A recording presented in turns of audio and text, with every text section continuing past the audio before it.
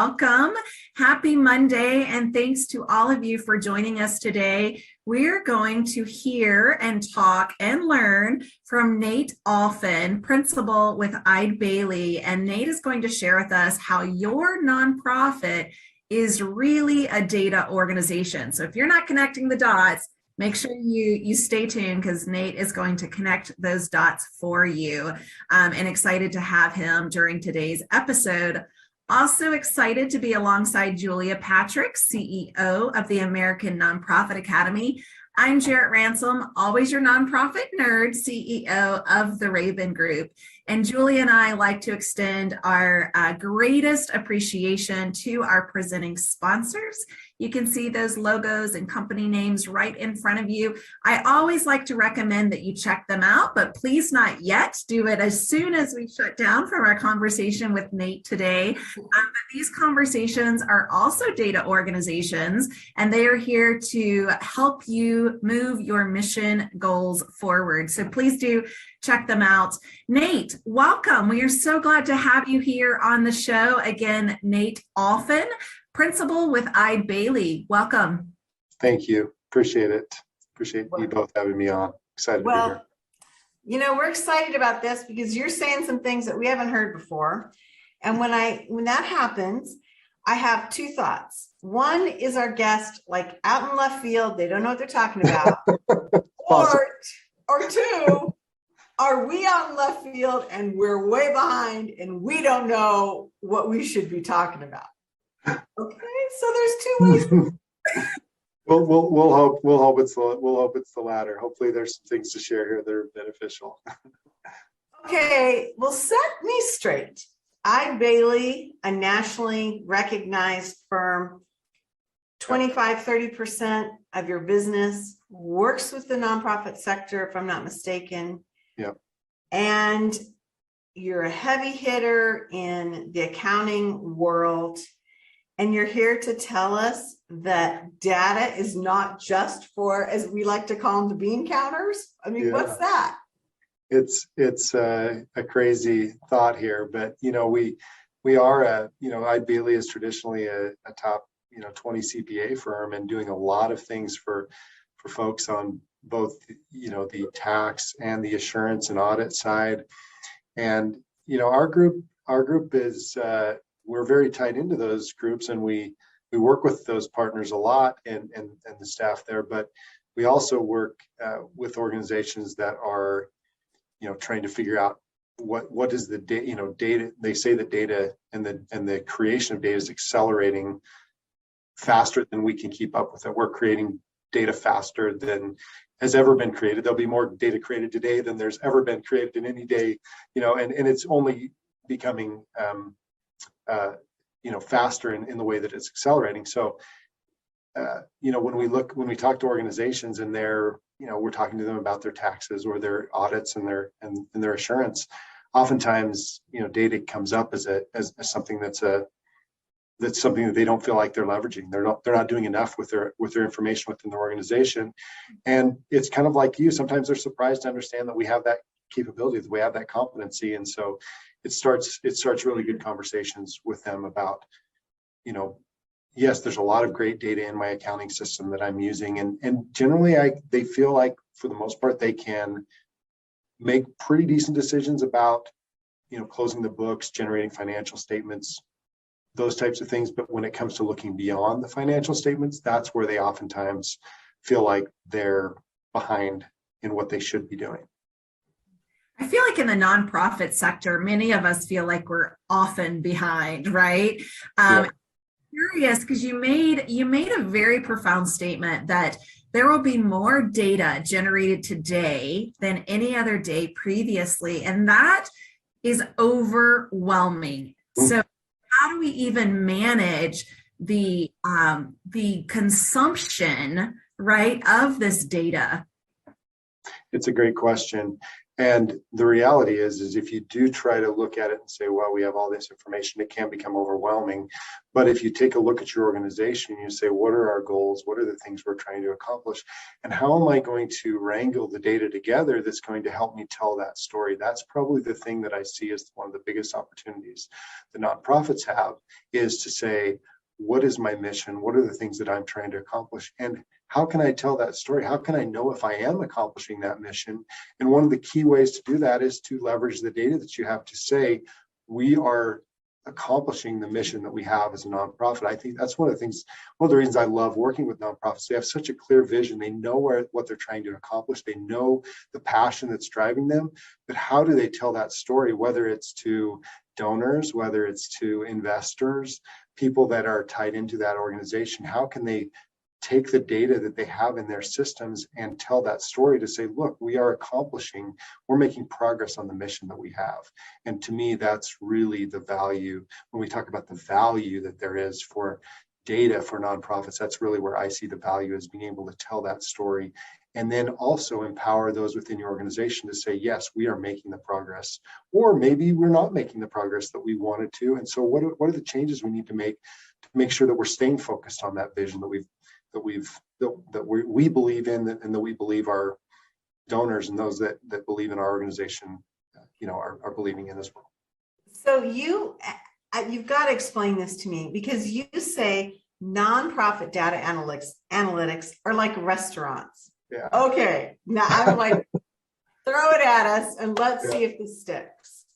Yeah, this is something that it helps me. I'm kind of small-minded, so I need things that help me bring it to my, kind of at the front of my mind. And when I look at an organization, I think a lot when it comes to how you want people to perceive your organization and how you want to allow data to tell a story about your organization. It is a lot like a restaurant, in the sense that, a restaurant has, in my mind, three main components. You've got an area in a restaurant where you bring in raw food that you eventually want to prepare, and so that's kind of your pantry or your storage area where you keep that. And then you've got, on the other side of the restaurant, you've got this dining area where you want your patrons to come in and have a great experience. You want them to feel the ambiance. You want the food to come out and be well presented and taste great and be consumed and all of this. And then in the middle of this, you've got this kitchen, which is really the nerve center of the restaurant. And if things aren't going well in the kitchen, you're not going to, those coming to the restaurant are not going to have a good experience. So when you think of data being in kind of that, the way that data moves through an organization can be a lot like a restaurant. You've got a lot of systems that you're using to run your organization, transactional type systems, whether it's a CRM where you're tracking your donors or your those that you're working with within your nonprofit, whether it's your accounting system where you're tracking the data or you're tracking your transactions and you're accounting for everything and producing financial statements, whether it's your fundraising system that you use to track your donors and what they're bringing in. All of that data is kind of locked away, and you think of it kind of in the raw format like a pantry. But to make sense of that of a lot of that data, you've got to combine it together. And that's where, you've got to have this idea of a kitchen where you can bring those raw things together, combine them, and curate them so that when you have somebody, whether it's an outside person, whether it's a frontline staff within your organization, they want to come and consume that, they're going to have a much better experience with that data and that information if it's been curated, if it's been brought together and presented in a nice way so that they can consume it easily. So that's the way I like to think about it. And if you've got that kind of set up and going in your organization, that can really make a huge difference in how people feel about, data and their access to it and how, the experience they're having with it. Nate, this makes me think that you're probably a foodie. Yeah. I'm going to take it a little further because I've never had anyone refer to it like a restaurant, but I'm with you. I'm tracking. I can this. And then we have these online reviews, right? And then we have this external component of transparency of this data, right? Mm-hmm. Using this analytics in a very transparent manner. There's many, as we refer to them, as charity watchdog kind of platforms. Sure. Where we can access this data, and it's really combined and brought together from the IRS and other external entities. So Julia, I'm curious now if you're tracking and buying into this restaurant analogy.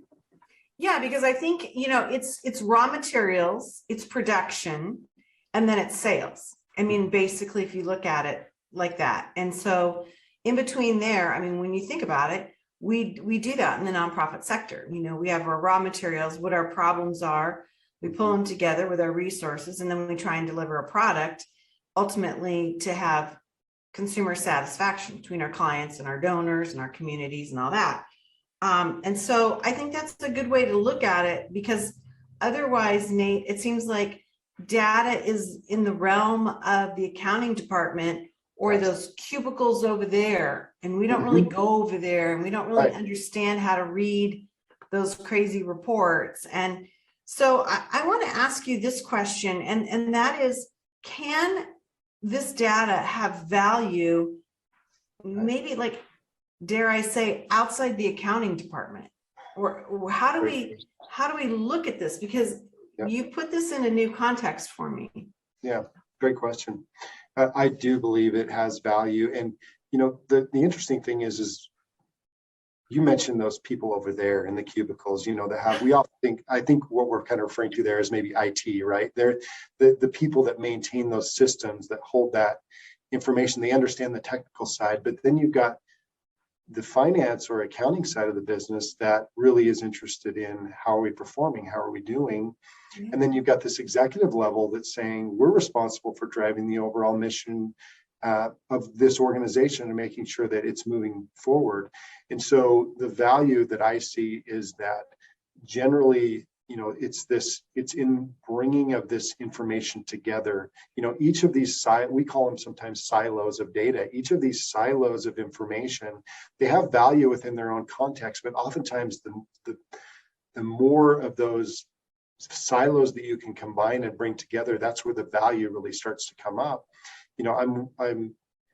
I've been working with several nonprofits over the last few months on their data strategies and what they're trying to accomplish. And the value for them is in combining both their, let's say, a social program combined with something that's happening within maybe a community that they're working with. And those social components combined with maybe a housing area where they're living, and how are those social programs impacting people's lives? Those are things that can only be measured if you're able to bring these silos of information together, because those programs are being administered in different systems. And so if you can't combine those together, you're not going to really see the value. But that's where we're seeing that value come out, is when we can say, look, we did this, we provided this program, this function, and that meant that we had better stability in our communities, and that meant that kids were staying in school and they were graduating and people were staying in their homes and those types of things. That is something that where we really see the value come out in combining that. So that's what I see. And it may be in the nonprofit world, and maybe it's, when we say value is a little bit different. Within the corporate America, maybe we see value as maybe we see that as profits to the bottom line, where with nonprofits, the value that I see is we're accomplishing our mission and we're driving it forward, and we continue to be a viable organization because we can show that we're making the progress that we're trying to make. And I think that's really valid when we talk about value. It's the tangible, it's the intangible, how I hear it. And one of the things I would like to draw attention to, because I'm sure a lot of people's data, and I would like by the end of tomorrow's episode, if we can determine, is it data or data? Good question. Age old. Tomato, data. Yeah. But really determining, over the last 2 years, a lot of our data has been changed because weren't able to serve the same amount of individuals or constituents that we had previously served. So how do we report that impact if the numbers have in fact decreased? Right. There's a lot of changes. I'm going back to this statement because I've never heard it, and I'm sure we'll hear it more. There is more data being consumed today than any other day, prior. So it's information. This is narrative. This is ways in how we can share the value and the impact of our organization to draw in, additional investors, overall supporters. Yeah, Nate, you following along that line, and I think Jared's so right, because we know that modern donors and social investors are very data enticed.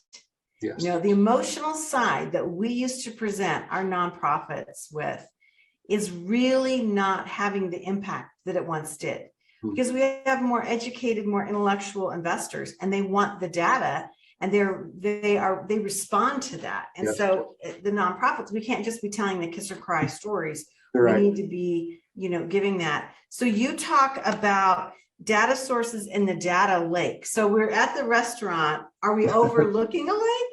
Yes, of course. Sure. Yes, we're overlooking the lake. No, these sources, when I talk about these silos, we're finding, and I'm going to probably terribly misquote this, but we're finding the average organization has over 10, maybe over 15 different sources of information that they have. That has exploded. Where, maybe 10 years ago, they had one or two core systems that they were operating out of. But with the explosion of cloud and cloud computing and applications that come, we're finding organizations moving and changing systems that they use at a rapid pace. And so the number of systems that they're working out of, I'm just wrapping up an engagement with a nonprofit, and we outlined over 15, closer to 20 source systems that they're working out of. And it's really hard if you don't have a strategy for bringing all those sources together. And this is what we kind of refer to as the data lake, is bringing that information out of those core systems and getting it centralized into a centralized location where then we can begin working with it and drawing these relationships and correlating this information so that we can start, rather than having a lot of data, we've got information, we've got valuable insights we can create. But if you can't bring all this information out of those, a lot of those insights will stay locked away in those sources. And as those, as the number of these systems continue to grow, this problem is going to continue to grow as well. And so that's why having a strategy about how we're going to bring this data or information together and then curate it in a way that we can then surface it to the executive levels or to these frontline staff to make better and more informed decisions, this problem or this challenge is just going to continue to grow. So when we talk about these data sources in the data lake, it's really like, what is our strategy to say, okay, it's okay if we feel like we need to bring in a new system to help one of our departments to do their job, but what's our strategy to make sure that that information that they're creating is not locked away in that system and that it can be brought out and benefited for the entire organization? Jared and I talk about this a lot, and I think that this has been really apparent to me since we started the nonprofit show, and that's that old adage, you don't know what you don't know.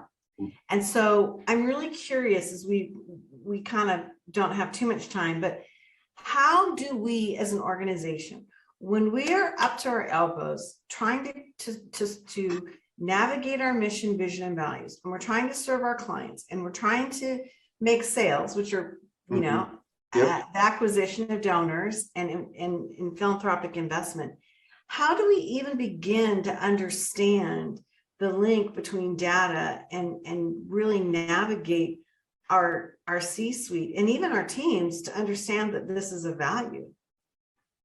Great question.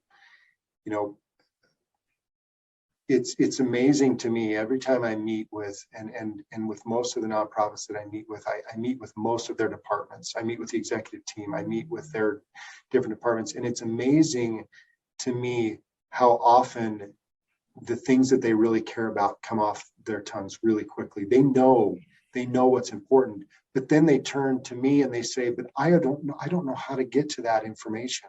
I don't know, I know that if I could measure this thing, I could improve the way that we're serving our clients, whether we're pushing things forward. So they know what they are. The challenge is I don't know where that information is, and I don't know how to unlock it. And so obviously that's why they come to us to say, what is that we need to do? What is that strategy that we need to put in place to bring that information together, so that now that we know, and so, we spend a lot of time with them outlining, okay, here are the things that are important to this group. And then of course the executive team has their own initiatives and the things that are important. Generally they roll up pretty clearly. There's not usually any surprises at the executive level that the departments aren't aware of. But if we can help them put that process in place, it's really generally getting access to that information, making sure that it's accurate, that it's accessible, that it's actionable. If we can accomplish those three things, then generally they feel like I'm much more empowered than I was before. I knew what I needed to do, but I wasn't exactly sure how I was going to get the information I needed to make good, informed decisions.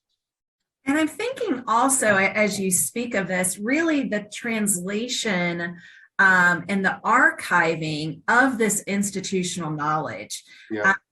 Curious how often you would recommend that we pull and analyze our data. Is this a quarterly activity, monthly, weekly, daily? Yeah, that's a great question. There's no right answer here. What I will tell you is, and I think tomorrow we're going to talk a little bit about maturity and organizations as they mature with their information. But generally, we find organizations that are more mature with their data, they're pulling and archiving that data more frequently on a more regular basis. Generally, organizations will start with monthly, maybe sometimes weekly, but as they get more mature and they understand that they have access to this type of information, they want to see it more frequently. And so oftentimes there will be some organizations that will some departments that will want to see that information refreshed on a daily basis. Now, you can even go more frequently than that. If there were things that were really important, let's say we were doing a big campaign and we wanted to see donations coming in as they come in, and it was more of a really timely thing, you could even see maybe every hour, seeing information. But generally speaking, the more mature organizations are looking at information generally being refreshed on a daily basis. Okay, mind blown officially. Nate, before we leave you today, I'm really curious if you could kind of give us an idea on how we can determine or assess two things. What are the data points that we're missing? Mm-hmm. And then how do we engage and act upon them so that we are doing this? Because I talk with a lot of nonprofits, even pretty good sized nonprofits. They're like, yeah, we don't even know really where to go to get this help or this information. And, we don't really know what this looks like. And the people that we are, consulting with are all, we're drilling down into our donor base and our fundraising. Mm-hmm. This is going to be another professional engagement. It's not really going to necessarily dovetail right to your fundraising, right? Not necessarily. It is a different endeavor, because you're looking at your organization and you're saying we've created a bit of chaos with the information that we have. We often talk about organizations going from chaos to order, and that really from a data perspective, I would guarantee 9 out of 10 organizations that you talk to would probably indicate that they feel like they're more in chaos than they are in order when it comes to their information. And that's not necessarily any fault of them, organizationally not being well run or well put together. It's just not something that people think about when they go to start an organization. They're not sitting down and thinking, what's my data strategy? I wish they were. I think it'd be a great thing to think about, but it's just logically, it's not the first thing that they think about. And so what happens is they grow as an organization, they begin to scale, and then they realize, wow, I don't have access to all the things that I want. And so really the process is simply, you can look internally, you can say, look, we need to bring in somebody that can really think about this strategically for our organization. Or you can turn to somebody like our organization that can come in and say, let us hold your hand as we go through this, and let us focus on the things that are most important in your organization. Then let's work backwards. Let's go find that data. Let's go find that information. Let's bring it together. Let's stitch it together. And then let's start telling the story that we really want either our outside investors or our internal folks to really be able to tell. So what I hear you saying is it's probably this process, if it's going to be fully functional, is going to start with an assessment. It almost always does. It almost always does. And it's hard to not go down that path because you want to keep value ahead of cost. You know, nobody wants to invest millions of dollars into some big project when they're not exactly sure what the outcome is going to be. And so a lot of the investment, or excuse me, a lot of the assessment is to go in and make sure that we tell that story, that we say, look, here are the key initiatives. We've met with the business. We understand what they want. Now let's go and find that information, and let's look at what the level of effort is going to be to create a data lake, to create a working kitchen in the organization where they feel like data is not only being created, but is being curated and then presented to the organization in a way that they can make great decisions. So without that assessments, it's really difficult to go down that path. Okay, last question, and this is a big one, and this is like tee it up curveball. What is a logical budget size for an organization to say, we're going to start working on this? I mean, is there a place, a starting point that you would recommend? From an assessment standpoint? Yeah.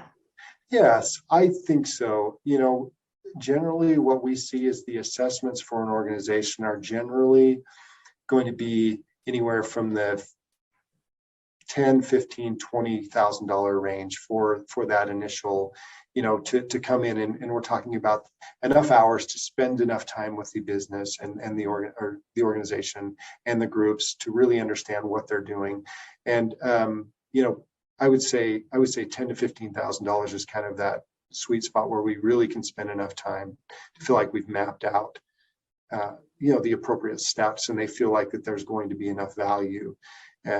So that's generally what we see there. Now, certainly with a large organization, it could be much more than that. If we felt like there was more, you know, we needed to meet with more folks and there was more going on there, but that's generally a good area where we can start, and they can get it, and we can provide them enough that they feel like there's value there.